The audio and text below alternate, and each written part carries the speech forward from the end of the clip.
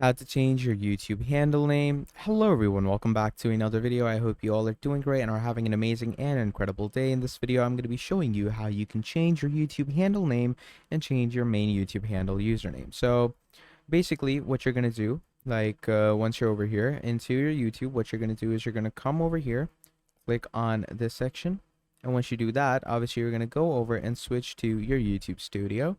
Now, once you switch to your main YouTube studio, obviously you're going to go into the customization section that you're going to on the left hand side, okay? And in the customization section, you're going to move over to your basic info. So let me show you real quick. So just go over to customization over here, okay?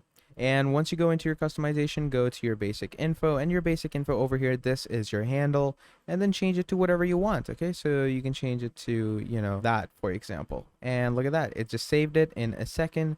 And if I were to go over to my channel right now, view channel YouTube, then we're going to be able to see that my handle is going to be changed. So yeah, just go to YouTube Studio, customization, basic info, and then change it to this. So yeah, pretty simple stuff.